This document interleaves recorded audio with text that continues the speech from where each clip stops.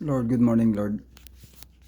Nandito kami ngayon, Lord, upang manalangin naman kayo, Lord. Lord, kami, Lord, ng tawad ng lahat naming kasalanan na nagawa sa iyo. At ang aming mga kapatid o kaibigan o nagkaroon sa aming mga taon makasalanan, pinatawad niya sa aming kagad. Lord, ngayong umaga, Lord, salamat kami ngayong open vlog kami, Lord, sa iyo upang marami pang tao matulungan ito sa aking 2024 vlog action. Nga sana tulungan mo, Lord, kaming lahat. Lord, hanggang ngayon napakatindi ng Lord ang nakapangyari dito sa mundo. Bigla lang mga tao ito mabanggaan sa sakyan at mamatay. May bata nga patayin ng babang tao masamang isip, Lord. Pero Lord, kapi dito, Lord, ngayon nag-open vlog prayer sa iyo upang manalangin nga sana tulungan mo kami, Lord. Protection naman kami, Lord, sa mga taong masama, Lord, katulad dito mga bata.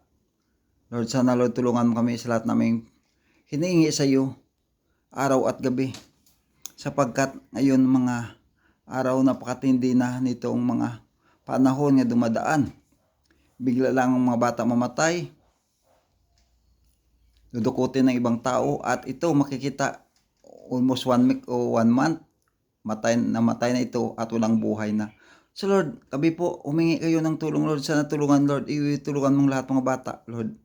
Hanggang ngayon, patuloy ito ang nagaganap na parang hindi magaganap na dati, hindi pa ito naganap ay nagaganap na. Pero kami po naniwala sa iyo, walang imposible sa iyo.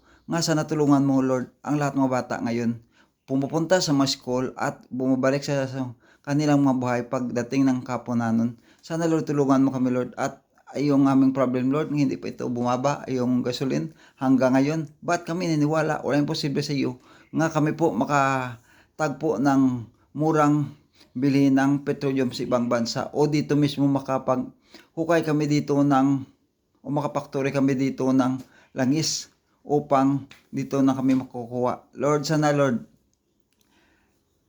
i-touch mo, Lord, ang lahat ng mga presidente o prime minister sa buong mundo, mag-isa sa pag-isip upang kung paano matulungan ang maranasan ang magaganap ngayong napakamatinding pagsubok sa lahat na sa buong mundo. Lord, kami hingi kayo, Lord, kami ng tulong sa iyo. Nga sana tulungan mo, Lord, kayo, Lord, mga touch, Lord, itudok mo sa kanilang isip, puso at sa buong katawan ang pagtutulong sa kapwang mga nisyon o kapwang tao upang kahit paano ang mga tao makabalik sa pagtitiwala sa iyo nga buhay nga Panginoon, Lord. Sana tulungan, Lord, ng lahat nga nisyon, ang buong bansang Pilipinas kasi nakapatindi ito, naranasan ng mapagsubok na hanggang ngayon ang lahat ng mga tao o mga Pilipino na sa summer dahilan ito sa pagsubok na nakaraan.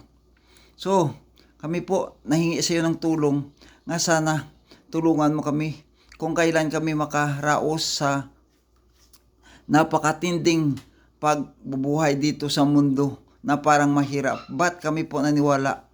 Walang imposible sa iyo. Hindi na uubos po ang lahat ng mga pangailangan namin araw at gabi. Kami po nanalangin sa iyo. Ang RDL 2024 nag-vlog open prayer ito upang tulungan, Lord, ang lahat ng mga tao doon sa bansa, mga Pilipino. Tulungan mo, iwas mo sa gulo at sa samang mangyari. At sana wala nang maganap na sunog ng kanilang tinitirhan o mga apartment, kasi po dati mayroong mga apartment na sunog at mayroong mga Pilipino na matay o tinamaan ng sunog. So, Lord, hiningi ko sa Lord ng proteksyon ng buong mga Pilipino doon sa ibang nation at sa buong mundo nito, Lord. O Lord, sana patibayin, Lord, ang aming loob upang makapanatili kami sa pagpaniwala sa iyo nga wala kang imposible sa iyo kung kami niwala during the time dumarating ang mga pagsubok sa aming buhay na nga makapatindi hanggang ngayon. Hanggang ngayon, Lord, nagpapasalamat kami sa iyo. Kahit maraming pagsubok kami naranasan, hanggang ngayon nabubuhay kami at kahit paano mabubuhay ang aming mga pamilya sa pagpaniwala sa iyo. At kaming lahat ng Pilipino naniwala sa iyo at ang buong mundo naniwala sa iyo. Walang imposible sa iyo kung kami po humingi ng tulong, sapagkat kayo po ang banal na Panginoon mula noon hanggang ngayon. Kami naniwala kayo po ang Diyos, Panginoon ni Abraham, ni Jacob at ng unang mga panahon pa ng mga tao. At sana hindi pa, Lord, huli ang lahat. Kami po humingi pa lahat naming mga kasalanan na nagawa sa iyo upang nagsisisi kami, upang mapakinggan mo ang lahat naming pinagdasal sa iyo. Ngayong araw is Thursday. Sana palain mo ang aming pag-prayer sa iyo, nga kayo po ang banal nga Panginoon.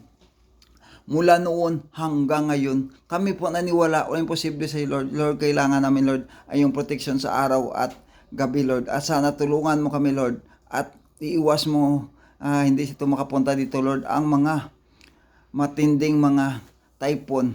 At iwas mo kami sa mga earthquake na dumating dito sa lungsod ng Pilipinas o sa buong mundo ngayon. Paiba-iba na ngayon ang naramdaman ng buong mundo. Mayroong earthquake, mayroong typhoon, mayroong mga volcano na pumuputok sa kanilang mga lungsod.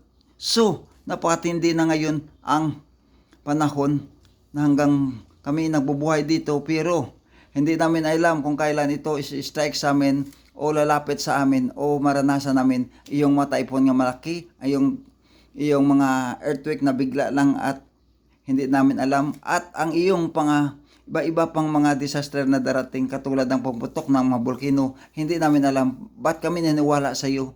Kahit dumating yan, kami po hindi mag-worry o mararatol pag darating ito. Kasi po, kami naniwala sa iyo. Ang RDR 2024, nag-open vlog prayer ito araw at gabi upang makapagdala sa lahat ng mga tao at makapagbigay ng tulong sa lahat ng mga tao. Hanggang ngayon, ang mga tao, marami pumapasok sa ospital dahilan ito sa matinding init, umuulan. Bila umulan kung gabi, pagka umaga, napakatinding init po. Ito naka-affected po sa lahat ng mga tao nga nagbubuhay hanggang ngayon, kasi po kami as a human being, wala kaming kapangyarihan nga labanan yung mga lahat ng mga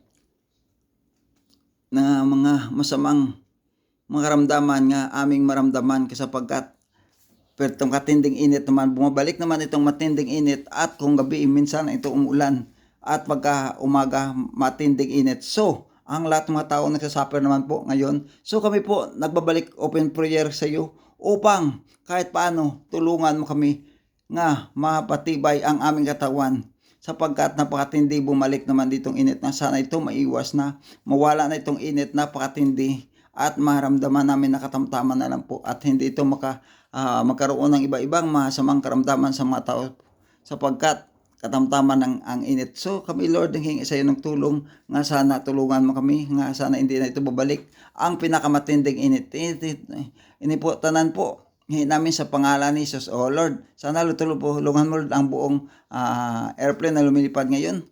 Isip and sound ng kanilang paglilipad, at makapunta muli o makabalik muli sa kanilang pinanggalingan ang mga barko o ship, kabay.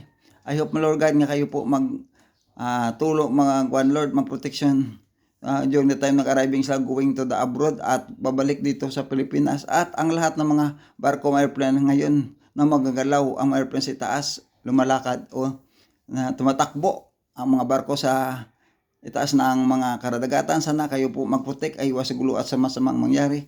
I hope nga makapunta po sila sa kanilang papuntahan at makarating at makabalik muli sa kanilang pinanggalingan. Ito nahingi namin lahat po sa pangalan ni Jesus, in Jesus name, amen and amen.